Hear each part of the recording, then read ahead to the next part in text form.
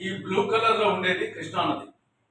కృష్ణానది మహారాష్ట్రలో పడమటి కనుమల్లో మహాబలేశ్వరం వద్ద పుట్టి మహారాష్ట్ర, కర్ణాటక, తెలంగాణ, ఆంధ్రప్రదేశ్ ఈ 4 రాష్ట్రాల గుండా ప్రవహించి 1440 కిలోమీటర్లు ప్రవహించి చివరికి బంగాళాఖాతంలో కలుస్తుంది. ఇది అంతర్రాష్ట్ర నది కాబట్టి ఈ యొక్క నీటి కేటాయింపులు బచావతి ట్రిబ్యునల్ వివిధ రాష్ట్రాల మధ్య చేసింది.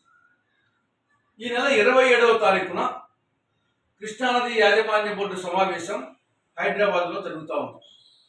ఈ సమావేశంలో 2 అంశాల మీద ఆంధ్రప్రదేశ్ ప్రభుత్వం, చంద్రబాబు ప్రభుత్వం కాన్సన్ట్రేట్ చేయాలని ఆంధ్రప్రదేశ్ కాంగ్రెస్ కమిటీ సూచిస్తూ ఉంది. ఒకటి, కృష్ణానది యాజమాన్య బోర్డు కార్యాలయం. విభజన చట్టంలో సెక్షన్ 85 సబ్ సెక్షన్ 1 కింద రాష్ట్ర విభజన జరిగిన 60 రోజుల లోపల కృష్ణానది యాజమాన్య బోర్డు కార్యాలయాన్ని ఆంధ్రప్రదేశ్కు తరలించాలి. ఇది చట్టం.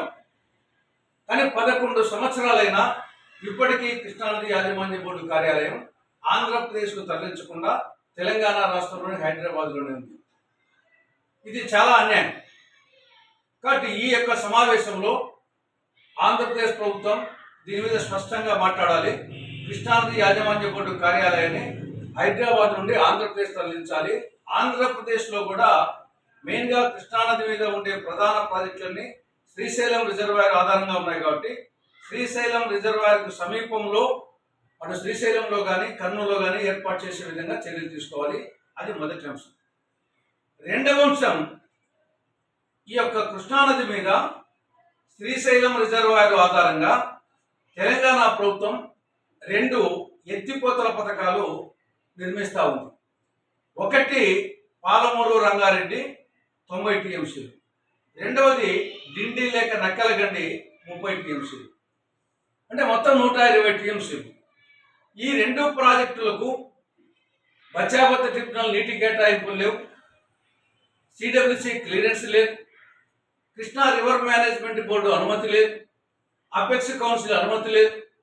ఏమీ లేకుండా తెలంగాణ ప్రభుత్వం దౌర్జన్యంగా పాలమూరు రంగారెడ్డి డిండి ఎత్తిపోతల పథకాలను లిఫ్ట్ అంటే కింది నుండి నీళ్లు లాగే విధంగా శ్రీశైలం రిజర్వాయర్ నుండి నిర్మిస్తూ ఉంది.